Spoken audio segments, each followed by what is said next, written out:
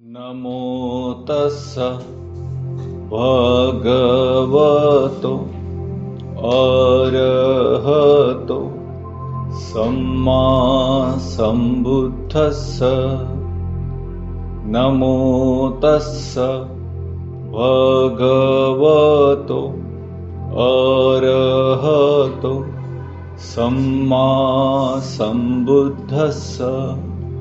नमो तस्स भगवतो अरहतो सम्मा सम्बुद्धस्स।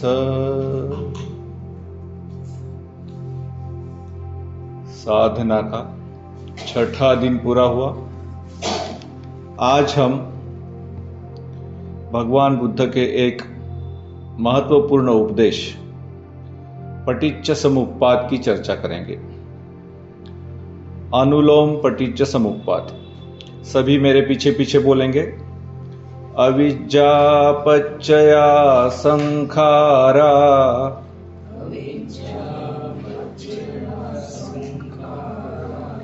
संखार पच्चया विज्ञानम्,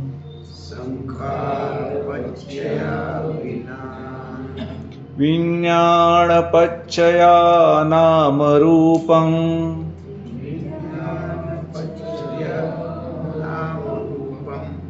नाम रूप पच्चया षडायतनं,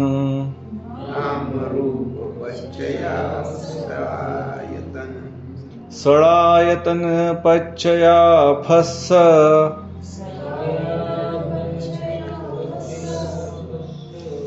फस्स पच्चया वेदना, वेदना पच्चया तणः,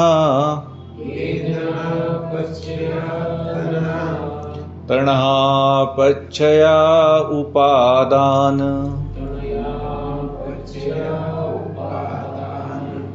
उपादान पच्चया भव,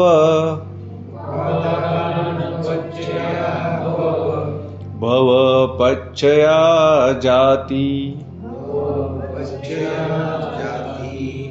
जाति पच्चया जरा, मरण, दुख, दोमनस्स, उपायासम। पिछले पेज पे देखेंगे। अविद्यातेव अशेष निरोधो, संखार निरोधा, संखार निरोधो, विज्ञान निरोधा, विज्ञान निरोधो, नाम रूप निरोधा, नाम रूप निरोधो, षडायतन निरोधा, षडायतन निरोधो, फस्स निरोधा,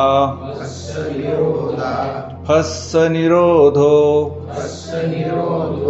वेदना निरोधा, वेदना निरोधो, तणः निरोधा, तणः निरोधो, उपादान निरोधा, उपादान निरोधो, भव निरोधा, भव निरोधो, जाति निरोधा, जाति निरोधो, जरा, मरण, व्याधि, दुख, दोमनस्स, शोक, परिदेव, उपायास, उपायास निरुद्धन्ति। तो ये क्या है?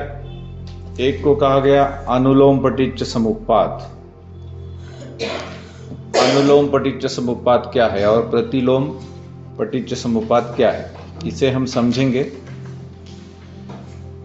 दुख कैसे निर्माण होता है और कहां से आरंभ होता है और उसे कैसे समाप्त किया जा सकता है, इसके बारे में यह उपदेश है। ये निरंतर हमारे मन में ये कड़ियां चल रही है, एक के बाद एक। अविद्या, संखार, विज्ञान, नाम रूप, सड़ायतन, फस्स, वेदना, तणहा, उपादान, भव, जाति, ये सब अंदर चल रहा है। इसी से जरा, मरण, दुख, दोमनस, उपायास निर्माण होता है। अविद्या क्या है? एक जगह कहा गया, ये जो 4 आर्य सत्य भगवान ने बताए हैं, पहला आर्य सत्य यह है कि दुख है। ये जो 5 स्कंद है, एक है रूप, एक है वेदना, एक है संज्ञा, एक है संस्कार और एक है विज्ञान। वेदना, संज्ञा, संस्कार और विज्ञान, ये मन के 4 स्कंद है और रूप मतलब शरीर का एक स्कंद। 5 स्कंद, इनको हम मैं और मेरा समझते हैं, यही दुख है संक्षेप में। और दुख का कारण क्या है? दुख के साथ क्या उदय होता है या किसके साथ दुख उदय होता है? तृष्णा के साथ। यह दूसरा आर्य सत्य। तीसरा आर्य सत्य है कि इसका निरोध है। यह नहीं है कि यह चलता ही रहेगा और हम कुछ नहीं कर सकते। तीसरा आर्य सत्य यह बताया गया कि दुख का निरोध हो सकता है। और चौथा आर्य सत्य क्या है? कि दुख के निरोध की ओर जाने वाला एक मार्ग है। क्या मार्ग है वो? आर्य अष्टांगिक मार्ग, जिसे हमने देखा।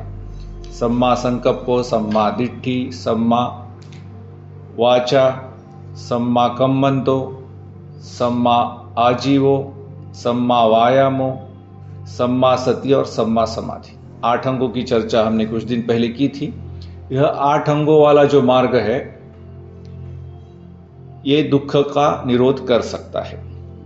तो ये जो 4 आर्य सत्य है, इनको जो नहीं जानता, केवल मानने की बात नहीं है, जानने की बात है। इन चारों आर्य सत्य को साधना के द्वारा हमारे भीतर हम अच्छी तरह से जब तक नहीं जानेंगे, तब तक अविद्या कायम रहेगी। अविद्या तब तक नष्ट नहीं हो सकती। और क्योंकि ये अविद्या का मतलब आज की भाषा में उसे अविद्या कहेंगे। अविद्या है ना, अज्ञान। जब तक ये अज्ञान हमारे अंदर चलता है, जब तक हम जानेंगे नहीं कि कैसे दुख उत्पन्न हो रहा है अंदर साधना करके और कैसे उसे नष्ट किया जा सकता है, कैसे उसको नष्ट करने का मार्ग है, किस कारणों उत्पन्न होता है, जब तक हम नहीं जानेंगे तब तक ये अज्ञान हमारे साथ चलता रहता है। और क्या होता है, जब हमारी मृत्यु होती है तब भी यह अज्ञान हमारे साथ में होता है। क्योंकि यह अज्ञान है, इसलिए हम अनित्य चीजों को नित्य समझते हैं।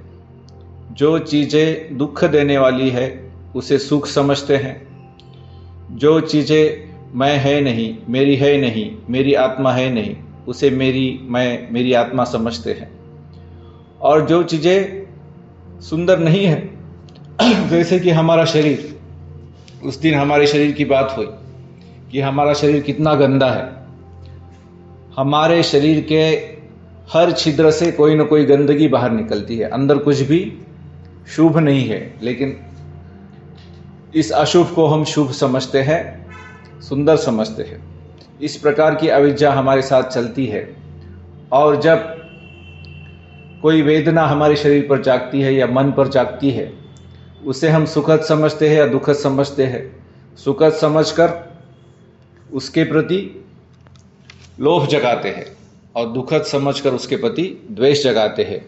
या कोई ऐसी संवेदना आती है अदुखद, असुखद, वो वास्तव में नित्य नहीं होती, लेकिन उसे हम नित्य समझ लेते हैं। तो मृत्यु के समय भी कोई ना कोई चीज हमारे मन में जागती है, कुछ नहीं तो शरीर में पीड़ा ही जागती है।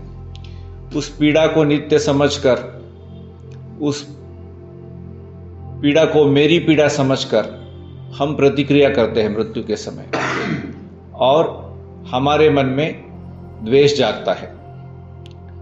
या फिर किसी से मिलना रह गया, कोई हमारी प्रिय व्यक्ति है और मृत्यु के समय हमारे पास नहीं है, तो उसके प्रति जो आसक्ति है वो जागती है मृत्यु के समय। तो हमारा मन कैसे काम करता है? जैसे कोई मोमबत्ती आपने देखी होगी, मोमबत्ती की ज्योति है, एक ज्योति से दूसरी ज्योति प्रकट होती है, दूसरी ज्योति से तीसरी ज्योति प्रकट होती है, लेकिन हमें लगता है कि एक ही ज्योति है। और एक मोमबत्ती से हम दूसरे मोमबत्ती जलाते हैं, ये भी नहीं कह सकते कि वही ज्योति है और वो भी नहीं कह सकते कि वह ज्योति नहीं है। इस प्रकार एक ज्योति से दूसरी ज्योति उत्पन्न होती रहती है। इसी प्रकार एक मन से दूसरा मन उत्पन्न होते रहता है। जैसे कोई हमने प्रतिक्रिया की, मन में कोई संस्कार बनाया, उस संस्कार से अगले क्षण का विज्ञान बनता है, जानने वाला हिस्सा वहां से वो निकलता है। एक प्रवाह चल रहा है, जैसे मानो गंगा का प्रवाह है। कहने को तो वही गंगा है, लेकिन एक बार हमने पानी में डुबकी मारी, वो पानी आगे चला गया, पीछे से दूसरा पानी आया, लेकिन हम कहते हैं वही गंगा है, वही गंगा है, वही गोदावरी है, वही कावेरी है, लेकिन वस्तुतः वो पानी तो दूसरा आ रहा है ऊपर से। इसी प्रकार एक मन से दूसरा मन, दूसरे मन से तीसरा मन, तीसरे क्षण के मन से चौथे क्षण का मन तैयार होते रहता है। और मन के जो स्कंद है, वेदना, संज्ञा, संखार और विज्ञान, ये तैयार होते रहते हैं।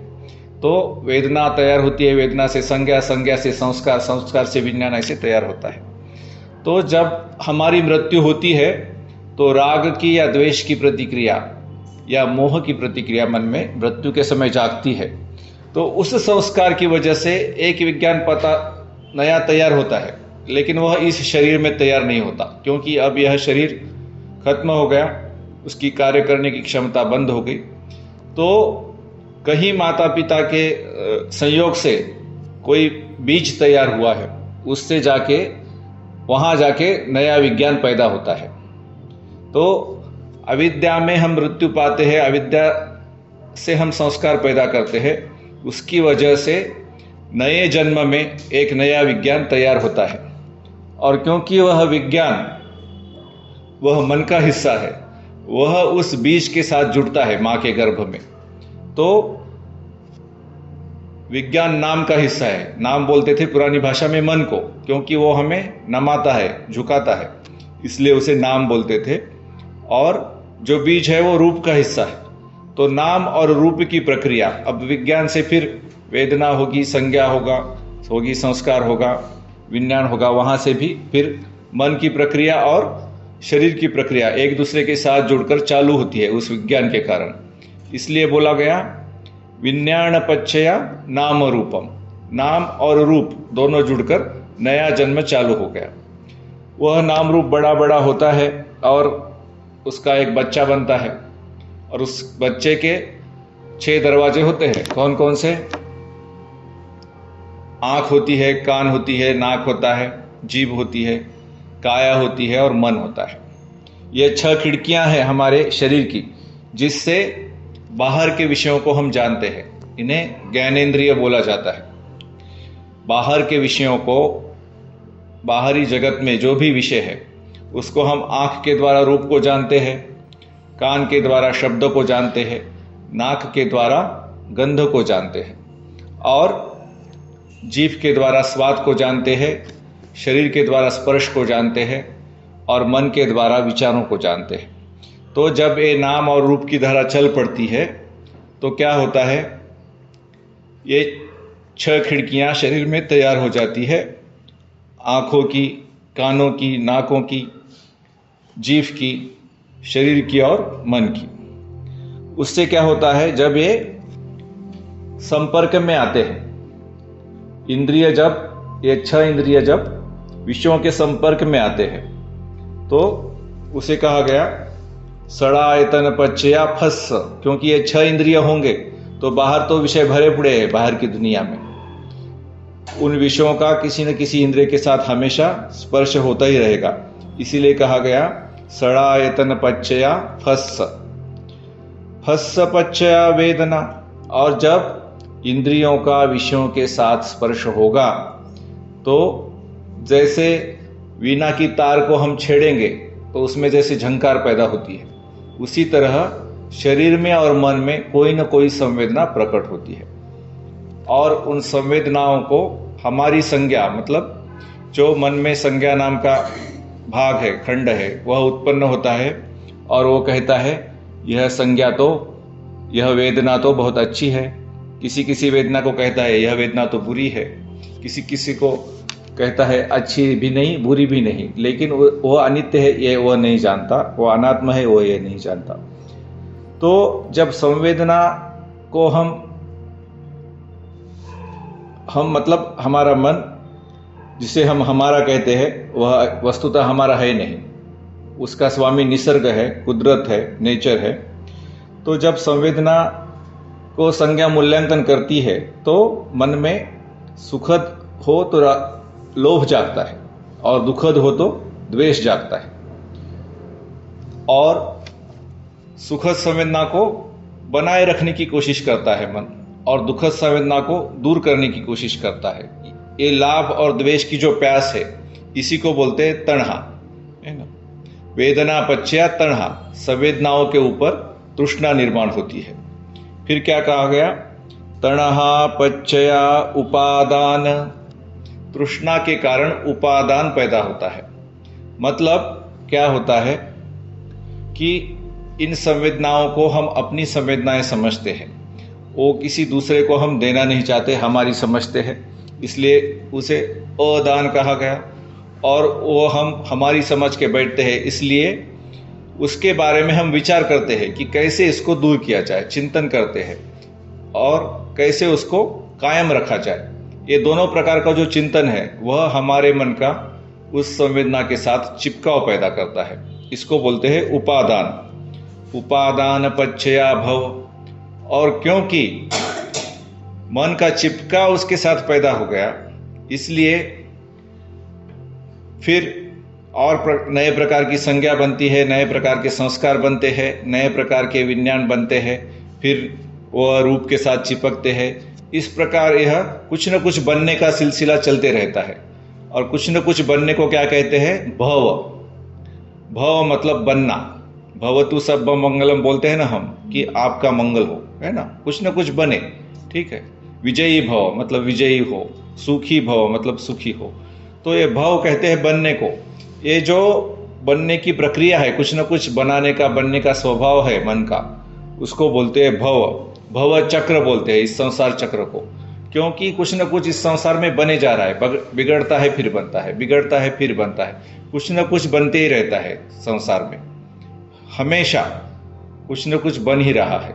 इसी प्रकार हम जन्म पर जन्म लिए जा रहे हैं, एक शरीर छोड़ते हैं दूसरा शरीर बनाते हैं, ये मन ही करता है सब, है ना, मन की श्रृंखला करती है, इसलिए उसे उपादान पच्चया भव कहा गया। और क्योंकि यह बनने बनाने का स्वभाव है, इसलिए हमारा जन्म होता है, या इस जीवन में भी हम अनेक चीज़ों को जन्म देते हैं, अनेक विचारों को जन्म देते हैं, अनेक क्रियाओं को जन्म देते हैं, अनेक संकल्पनाओं को जन्म देते हैं, अनेक प्रकार के शारीरिक, मानसिक और वाचिक कार्यों को हम जन्म देते हैं। तो यह भव पच्चया जाति, क्योंकि यह भव कुछ न कुछ बनाते रहने का स्वभाव बन गया, इसलिए उसे कहा गया भव पच्चया जाति। और जन्म होगा तो क्या होगा, जाति पच्चया जरा, जन्म होगा तो बुढ़ापा आएगा ही, जरा का मतलब है बुढ़ापा। मरण, जन्म होगा तो मरण आएगा ही। आज तक दुनिया के इतिहास में, ये साइंस कहते हैं, विज्ञान कहते हैं, शास्त्र कहते हैं, शास्त्र की इतनी प्रगति हुई, लेकिन आज तक ऐसा कोई आदमी नहीं बना जो जन्मा और मरा नहीं। बना है क्या? नहीं। जन्म होगा तो मृत्यु तो जरूर आएगा, हो सकता है बुढ़ापा ना आए, जल्दी मर जाए, लेकिन बुढ़ापा भी आते रहता है। जिस दिन आप जन्मे हैं उसी दिन से आप बूढ़े बूढ़े होते जा रहे हैं। एक दिन में एक दिन के बूढ़े हुए, 2 दिन में 2 दिन के बूढ़े हुए, लेकिन हम 60 साल तक नहीं कहते कि बूढ़े हो गए, 60 साल के बाद कहते कि बूढ़े हो गए। लेकिन बुढ़ापा जन्म से ही शुरू हो गया है। जाति पच्चया जरा, जाति पच्चया मरण और जाति पच्चया दुख। जन्म होगा तो दुख होगा ही होगा, कभी भी जन्म होगा तो दुख होगा ही। ऐसा कोई आदमी नहीं है जिसका जन्म हुआ और उसे दुख महसूस नहीं हुआ हो, है ना। जन्मते ही आपको BCG की लत लगाई दी जाती है। क्या है? दुख है। और आप जब जन्म लेते हैं तो क्या है,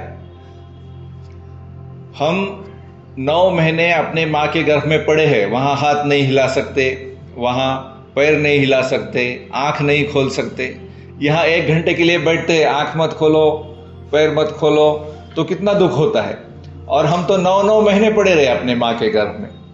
जब 1 घंटे की साधना की सत्र खत्म होती है तो कितना अच्छा लगता है। अच्छा, अब पैर खोल सकते हैं, अब आंख खोल सकते हैं, अच्छा लगता है। लेकिन जब हम गर्भ के बाहर आते हैं तो हंसते हुए नहीं आते। कैसे आते हैं? रोते हुए आते हैं, क्योंकि जन्म भी दुख है, जन्म भी दुख है। हम जब गर्भ के अंदर थे तो माँ हमारी जरूरतें पूरी कर रही थी, पूरी। हमारी सांस लेने की जरूरत, ऑक्सीजन की जरूरत माँ पूरी कर रही थी। जब बाहर आ गए तो माँ का कनेक्शन काट दिया जाता है, तो हमें खुद सांस लेनी पड़ती है, हवा लेनी पड़ती है अंदर। तो इसलिए छोटा बच्चा रोता है जन्म लेते ही, हवा चाहिए रे, हवा चाहिए रे, हवा चाहिए रे। फिर कुछ देर के बाद दूध चाहिए रे, दूध चाहिए रे, दूध चाहिए रे। फिर खिलौने चाहिए, कपड़े चाहिए, कुछ ना कुछ चाहिए, जीवन भर चाहिए चाहिए चाहिए चाहिए। नहीं मिला तो रोने लगता है। जीवन भर ये बात चलती है, तो दुख होता ही है। जो चाहता है वो मिलता नहीं, अगर वो मिल गया तो उसकी खुशी खत्म हो जाती है ना। जो चीज मिल गई उसकी खुशी मिलते ही खत्म हो जाती है। अब और कुछ चाहिए, अब और कुछ चाहिए, अब और कुछ चाहिए। कपड़े चाहिए, खिलौने चाहिए, शिक्षा चाहिए, नौकरी चाहिए, छोकरी चाहिए, सब चाहिए चाहिए चाहिए। और एक बार वो मिल गया तो और कुछ चाहिए, है ना। जैसे कहते हैं, एक आदमी था, बहुत अमीर आदमी था, और तरह तरह के उसको टेंशन, है ना। जितना अमीर होता है उतना उसका तनाव ज्यादा होता है, अगर धर्म साथ में नहीं होता तो। धर्म के साथ अमीरी आ जाए तो शांति आती है, लेकिन बिना धर्म के अमीरी आ जाए तो वो बहुत तनाव वाला, खिंचा वाला आदमी होता है। तो वो डॉक्टर के पास गया, बहुत तनाव है, बहुत खिंचाव है। तो डॉक्टर ने बोला, आप क्या करो, 10 दिन की छुट्टी ले लो और अपने पुराने पुरखों के गांव में जाके 10 दिन बिताओ, खेत में आराम से, ठीक है।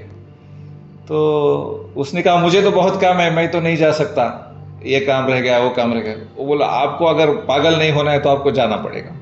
तो क्या करेंगे, आप पागल तो नहीं होना है। तो उसने छुट्टी ले ली और वो 10 दिन के लिए अपने पुरखों के गांव में चला गया और अपने खेत में, जंगल में शांति से रह रहा था। और वहां उसने एक गुराखी को देखा। वो गुराखी जो है वो गाय लेकर आया और गायों को चरा रहा है और आराम से बांसुरी बजा रहा है।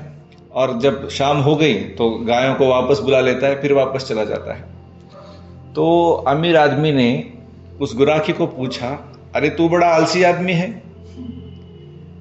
कुछ भी काम नहीं करता, कितनी गायें है तुम्हारे पास? वो बोलता है, मेरी एक भी गाय नहीं, मैं दूसरों की गायें चराने के लिए आता हूं। तो कितनी लाता है? लाता हूं 4-5। तो कितना पैसा मिलता है? मिलता है 100-200 रुपया। तो बोलता है, अरे तू बड़ा आलसी आदमी है, दिन भर बांसुरी बजाते रहता है, तू और गाय लेके आ और चरा, तेरे को और पैसे मिल जाएंगे। उस गुराखी ने कहा, उससे क्या होगा? फिर वो अमीर आदमी कहता है, अरे उससे तुझे पैसे मिलेंगे, फिर उससे क्या होगा? तो बोला, तू अपनी गाय खरीद लेगा। तो बोलता है, उससे क्या होगा? तो अपनी गाय खरीदेगा तो उसका दूध बेचेगा और पैसा आएगा, उससे क्या होगा? उससे तू बंगला बनाएगा और क्या होगा? गाड़ी खरीदेगा और क्या होगा? बोला और क्या होगा, आराम से बंसी बजाएगा। वो बोलता वो मैं तो अभी कर रहा हूँ, आराम से बंसी तो मैं अभी बजा रहा हूँ। तो यह बात है कि जो दुख हम बटोर लेते हैं वो आसक्ति की वजह से, और चाहिए और चाहिए और चाहिए और चाहिए, और ये आसक्ति जो है ना वो कभी खत्म नहीं होती। जैसे कोई एक गरीब आदमी था और उसके सामने अमीर आदमी की हवेली थी, और वो उसके मन में आता था कि ऐसी हवेली मेरी जरूर होनी चाहिए। और एक दिन क्या हो गया कि लॉटरी का टिकट लग गया और उसको 1 करोड़ रुपए मिल गए और उसने वो हवेली खरीद ली। हवेली खरीद ली अब, और अंदर गया और फिर पड़ोसी की घर में देखता है कि उसके पास अलग अलग तरह का फर्नीचर है। अब बेचने वाले तो हवेली बेची और फर्नीचर तो नहीं बेचा। फिर और कुछ श्रम करके, कुछ भ्रष्टाचार करके उसने और पैसे कमाए और फर्नीचर लेके आया। फिर पड़ोसी के घर में से आवाज आ गई, कुछ बचता है उसमें। वो बोलता है उसके घर में तो रेडियो है, हमारे घर में रेडियो ही नहीं। फिर वो रेडियो लेके आया। फिर पड़ोसी के घर में जाके देखता है रेडियो नहीं, कोई जापानीज डेक है। तो फिर डेक लेके आया, फिर टीवी लेके आया, फिर कलर टीवी लेके आया, फिर वीसीआर लेके आया। ऐसे तरह तरह के, फिर वॉशिंग मशीन, एसी मशीन, तरह तरह के फर्नीचर वो लेके आ गया। और एक दिन अपने ऑफिस को जा रहा था बस में, उसके मन में अरे बाकी सब लोग तो कार में जा रहे हैं और मैं तो बस में जा रहा हूं। मैं इतने बड़े हवेली का मालिक और मैं बस में जाऊं। तो कार आ गई, नई कार आ गई, नई कार आ गई और उस कार से जा रहा है। और बाजू में देखता है तो अरे ये मेरी तो इंडियन कार है, बाजू में तो फॉरेन की कार जा रही है। तो फॉरेन की कार लेके आया। और एक कार नहीं, 2-2 कार होनी चाहिए। मेरी बीवी को अलग, इसको अलग, उसको अलग। हेलीकॉप्टर होना चाहिए, हवाई जहाज होना चाहिए। इस प्रकार इस तृष्णा का कोई अंत नहीं है। इसको बोलते हैं बिन पैदे की बाल्टी है। तो एक चीज जब मिलती है तो दूसरी तृष्णा सिर उठाती है। तो ये मनुष्य का स्वभाव हो गया कि तृष्णा होनी ही चाहिए, कुछ ना कुछ तृष्णा होनी ही चाहिए, है ना।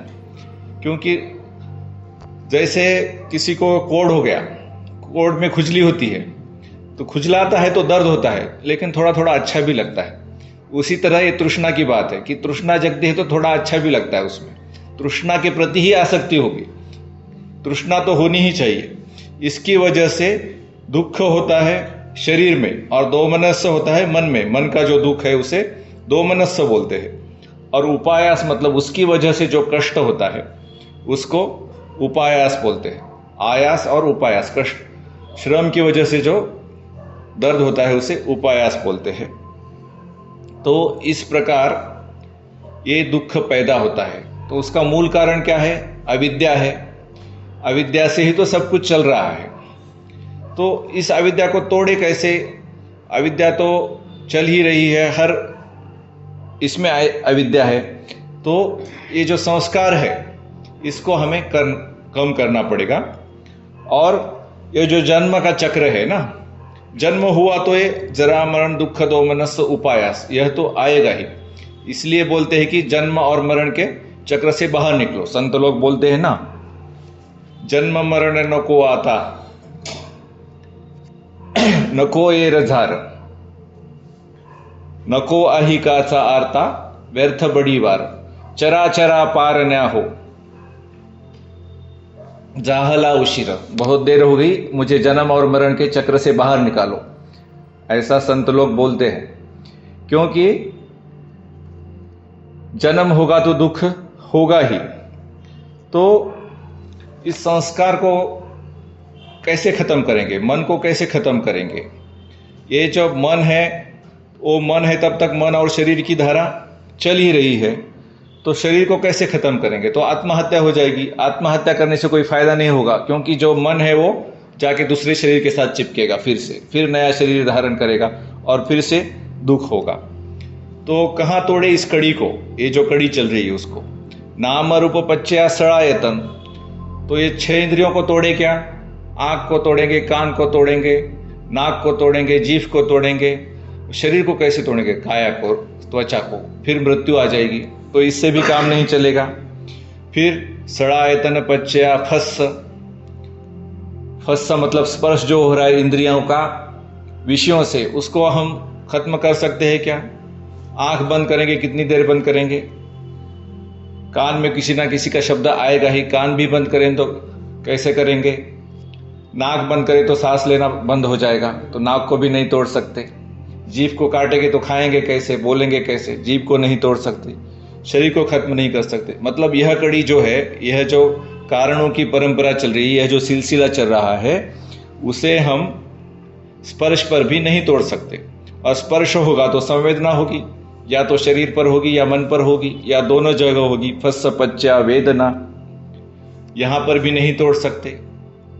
लेकिन वेदना पच्चया तणहा, यहां कुछ किया जा सकता है।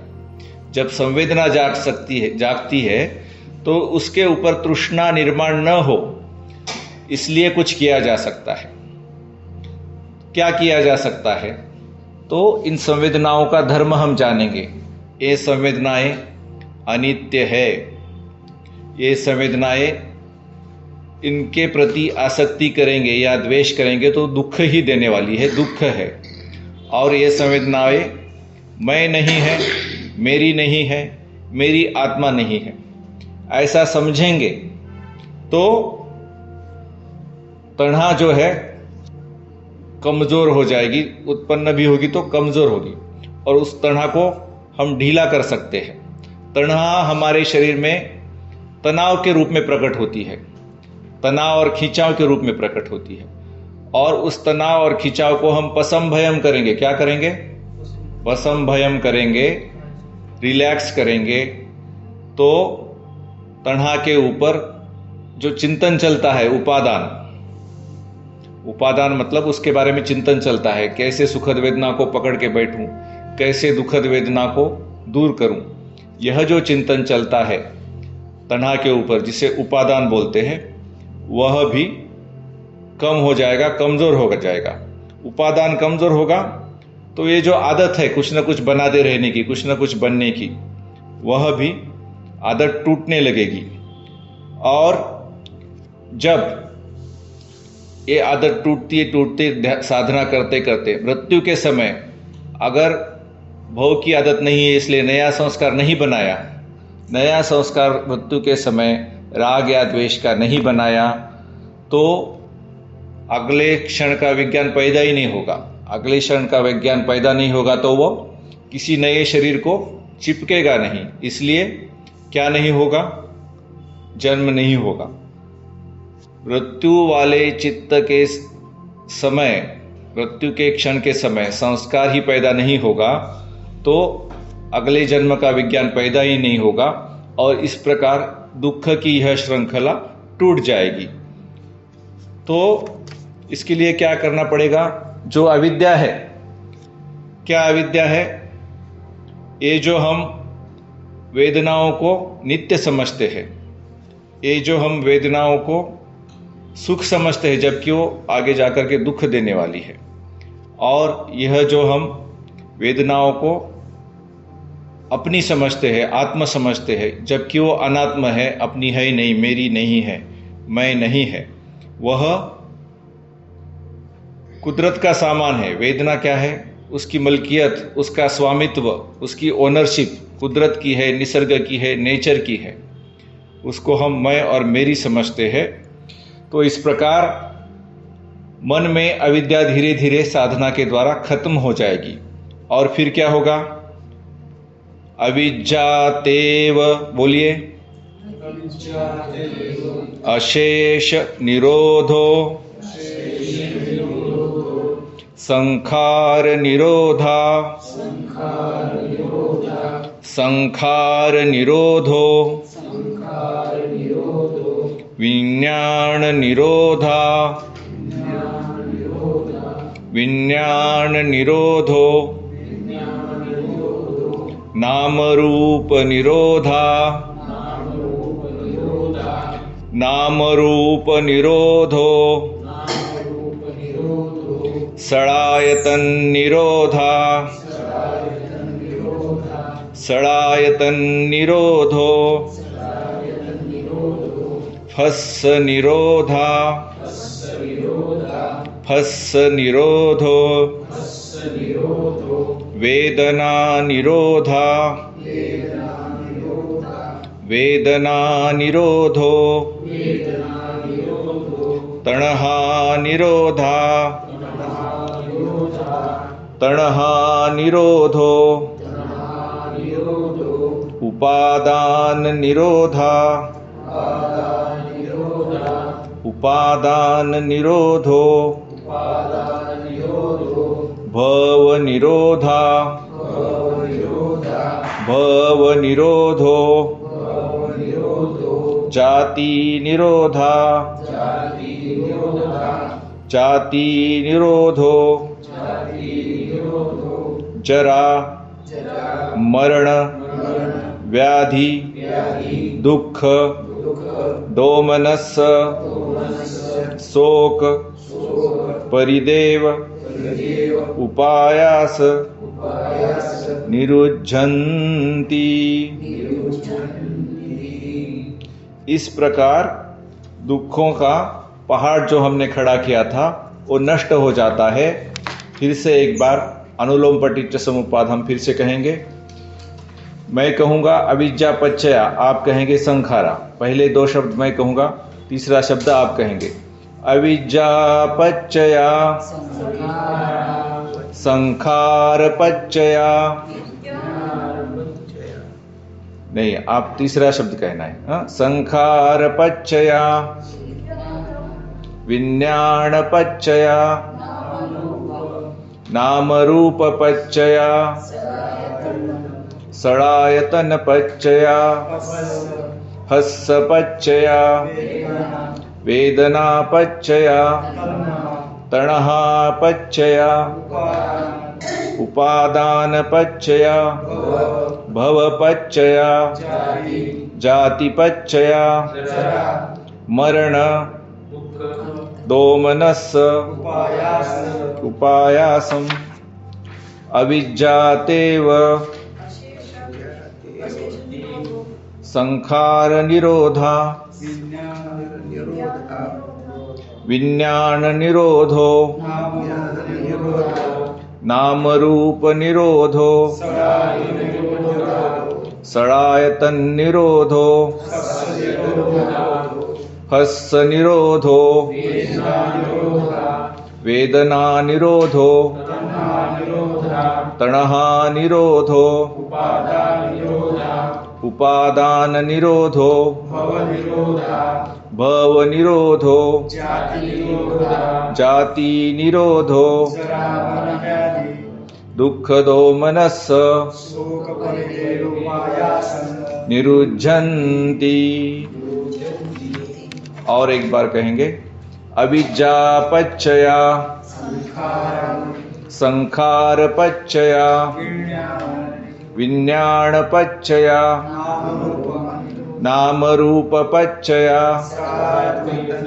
षडायतन पच्चया फस्स पच्चया वेदना पच्चया तणहा पच्चया उपादान पच्चया भव पच्चया जाति पच्चया मरण दुख दोमनस उपायासम अविद्यातेव अशेष निरोधो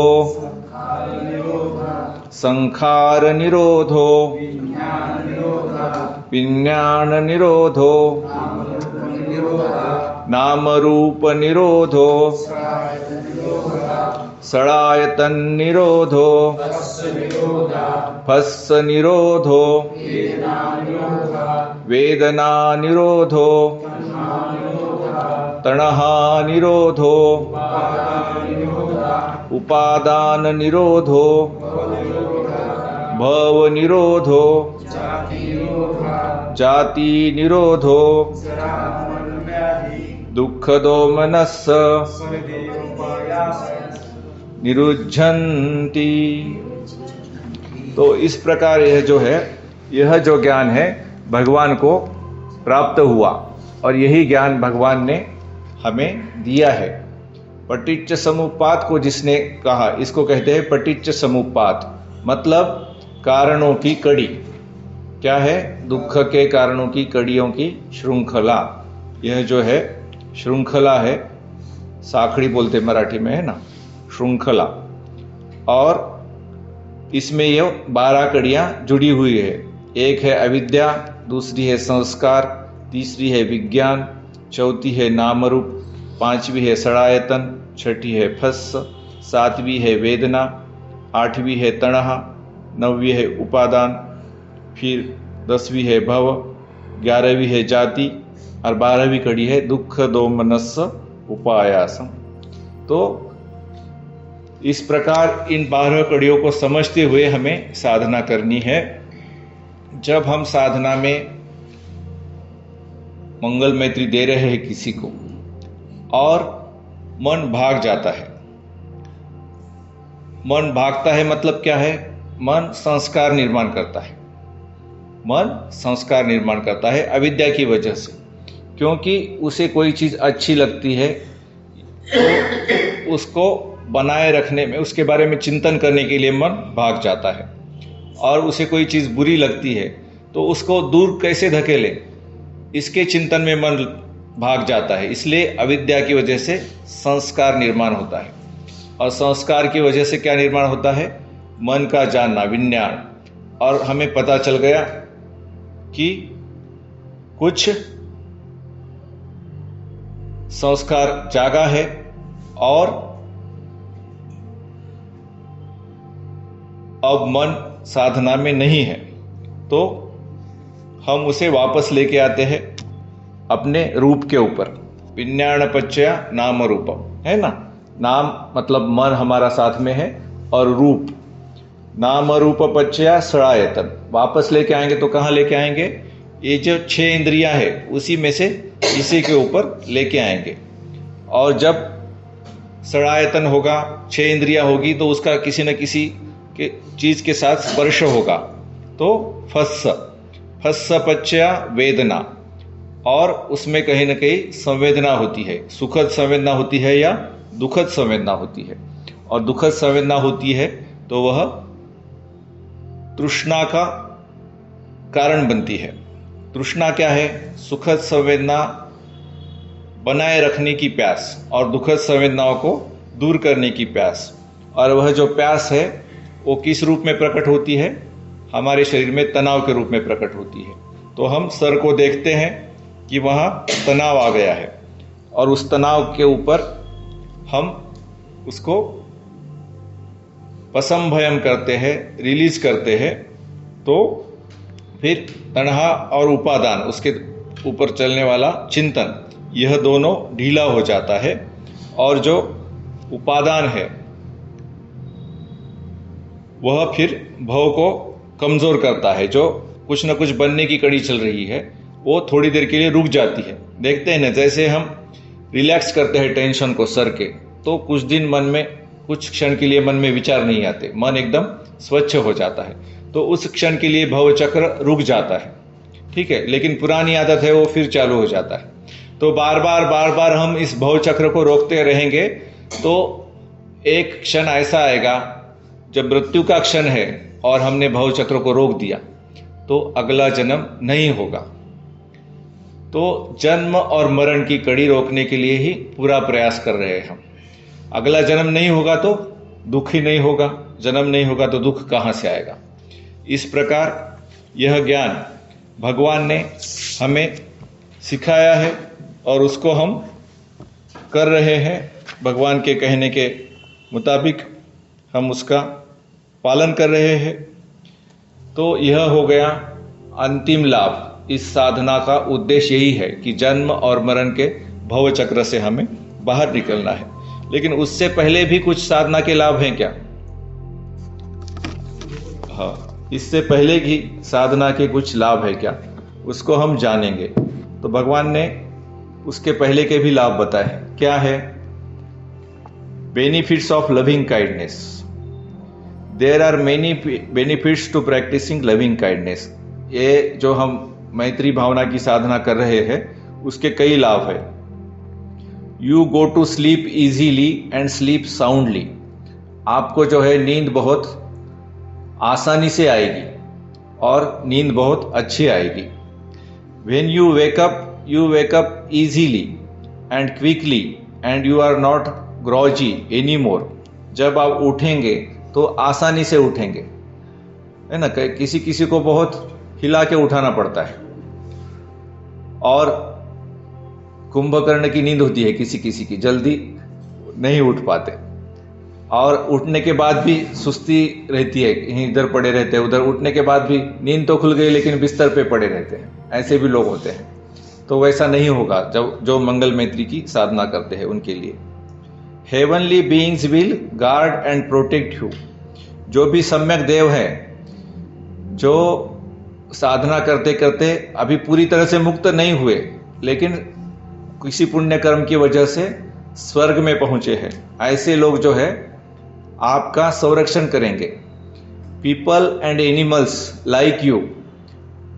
दूसरे लोग और दूसरे पशु पक्षी ये आपसे प्यार करेंगे क्योंकि आप मैत्री करते हैं तो आपके इर्द गिर्द एक मैत्री का वातावरण तैयार हो जाता है। आप हमेशा स्माइल करते हैं, सबका मंगल हो ऐसा सोचते हैं, तो आपके नज़दीक भी जब कोई आएगा, आप कुछ कहेंगे भी नहीं तो भी उसको अच्छा लगेगा, तो उन लोगों को भी आप अच्छे लगोगे। Your face becomes radiant and beautiful when you practise loving kindness.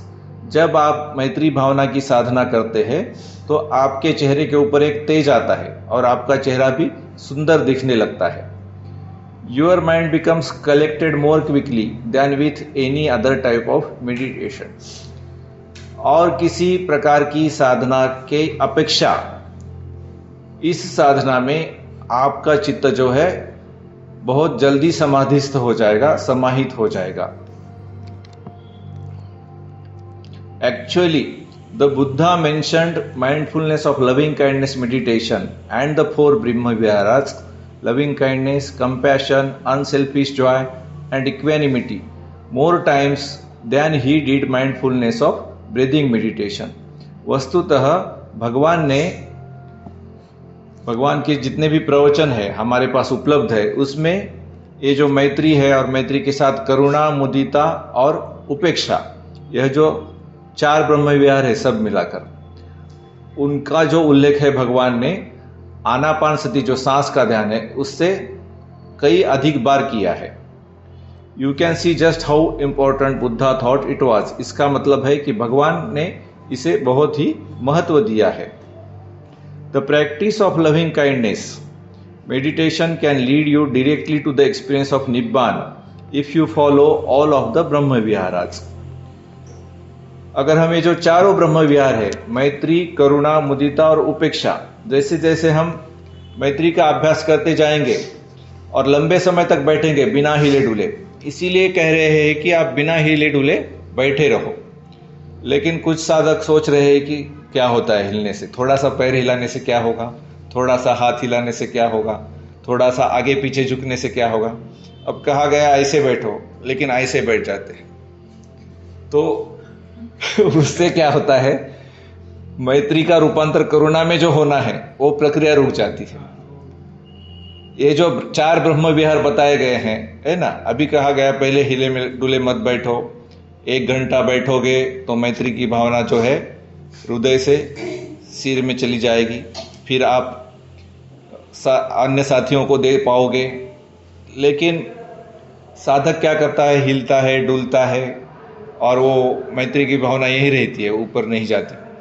तो फिर भी वो चाहता है कि मैं अन्य आध्यात्मिक साथियों को भी मैत्री दूँ, तो ये स्टेप बाय स्टेप नहीं होगा, फिर ठीक से ध्यान नहीं होगा। इसलिए कहा गया कि ठीक से करो, भगवान ने जैसा बताया है वैसा करेंगे तो उजू कायम पणिधाय। भगवान ने कहा कि अपनी काया को सीधी रखो।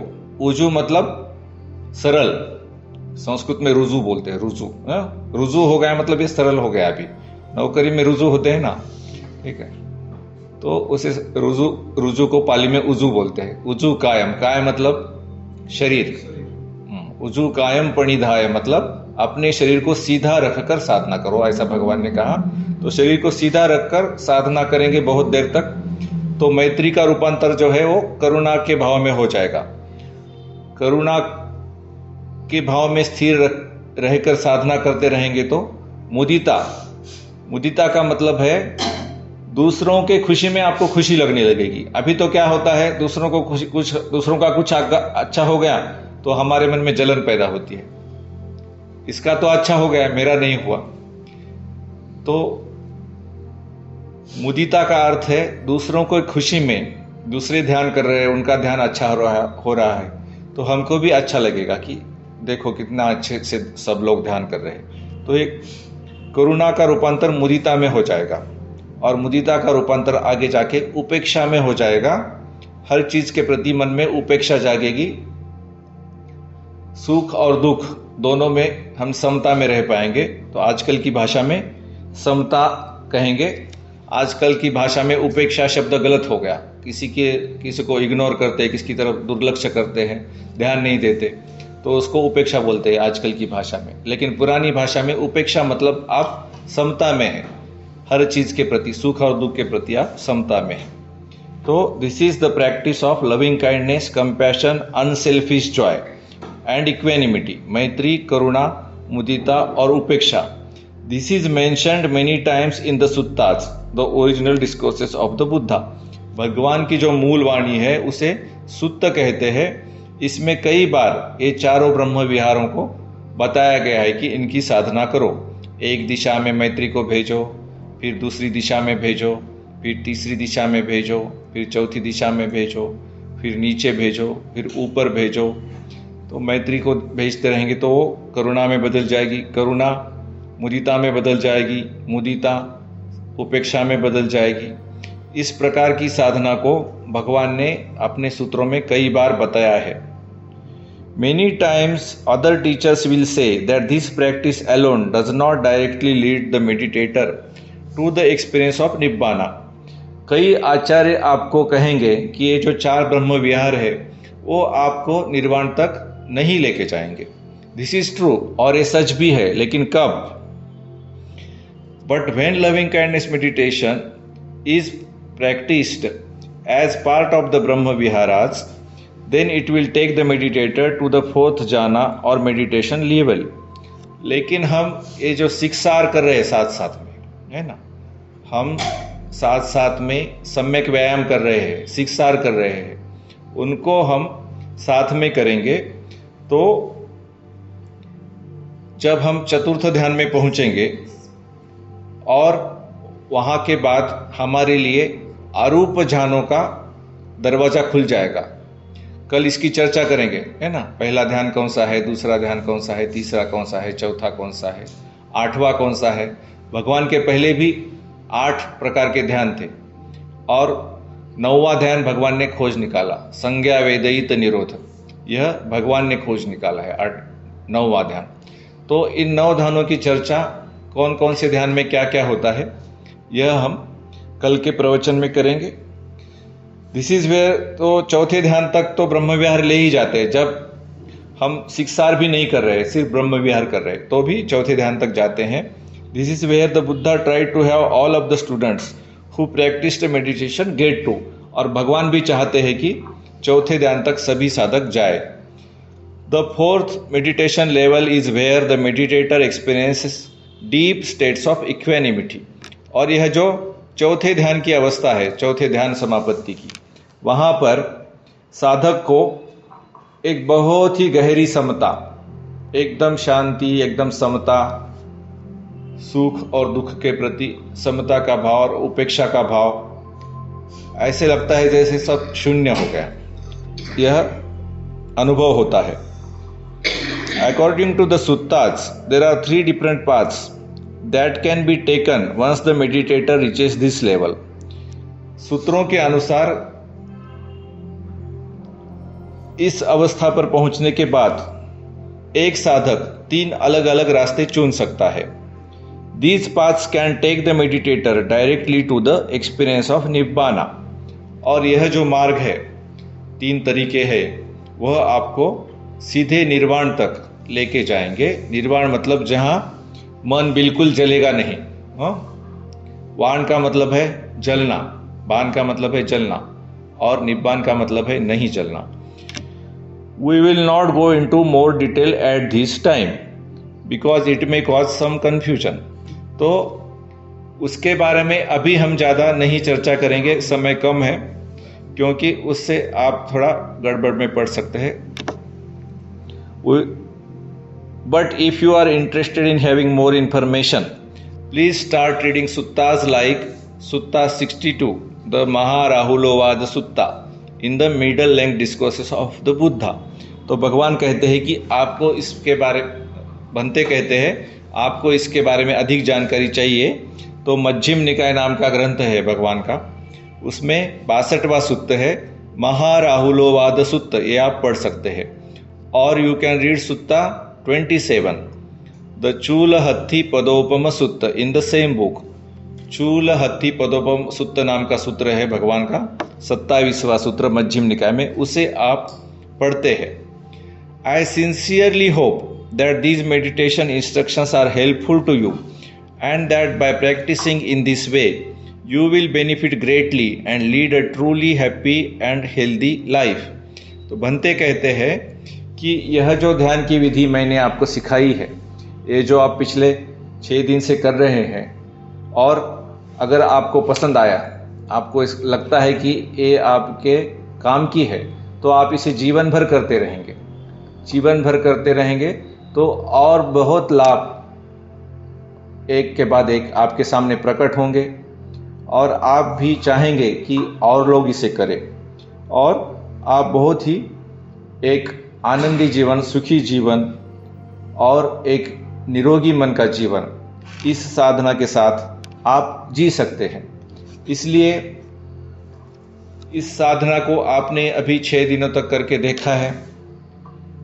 पहले दिन तो ज़्यादा ध्यान हुआ नहीं, इसलिए कहेंगे कि 5 ही दिन तक करके देखा है। तो इसको आप आगे करते रहिए। इसमें करना क्या है, रोज आपको साधना करनी है। सुबह कम से कम 1 घंटा आप बैठेंगे सुबह उठते ही, और मंगल मैत्री के साथ आप आरंभ करेंगे। मन भागेगा तो पहचानेंगे कि मन भाग गया, और जिस विषयों में मन भागा था, जिन विषयों में, जिन ख्यालों में, उन विषयों से मन को दूर करेंगे, सर के सिर पर लेके आएंगे।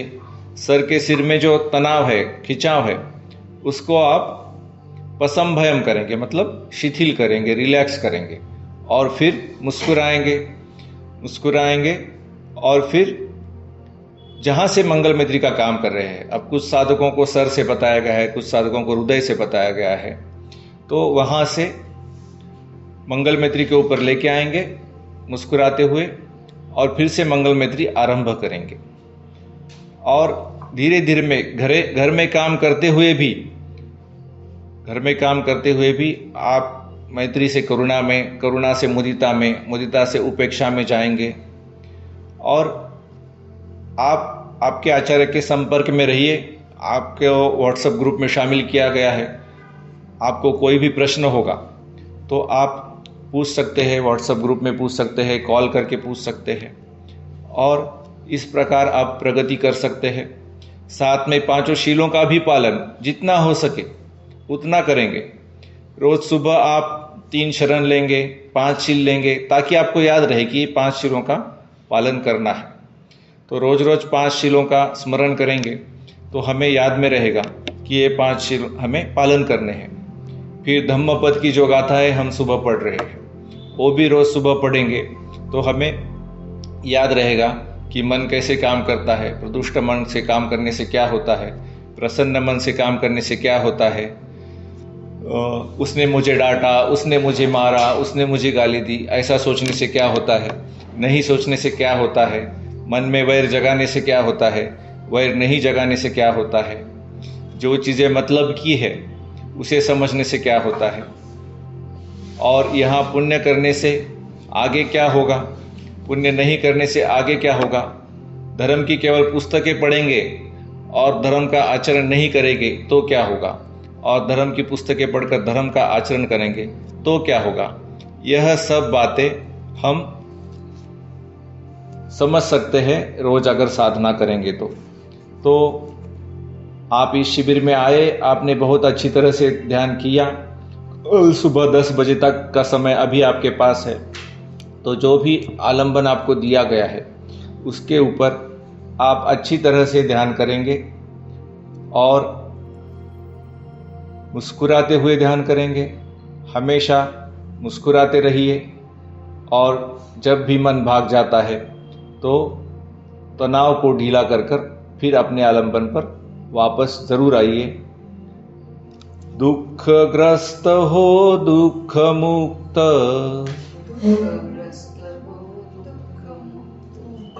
भयग्रस्त हो भय मुक्त,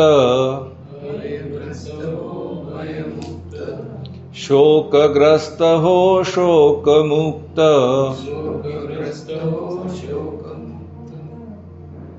हमने किया जो यह पुण्य संपादन,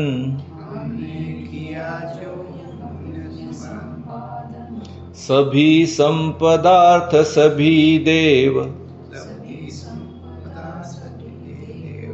करे उसका अनुमोदन। आकाश और भूमि के महासिद्ध देवनाग, करे पुण्य का अनुमोदन।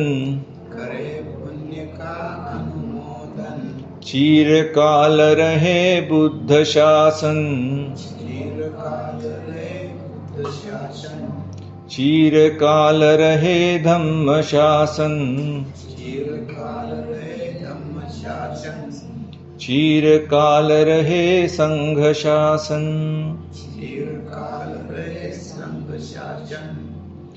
भवतु सब मंगलं, भवतु सब मंगलं, भवतु सब मंगलं।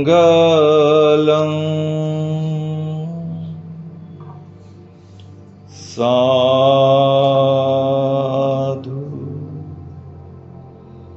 साधु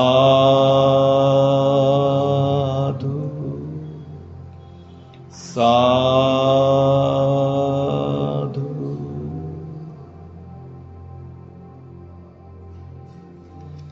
कुछ देर विश्राम करेंगे, फिर ध्यान के लिए आएंगे। कुछ देर विश्राम करेंगे।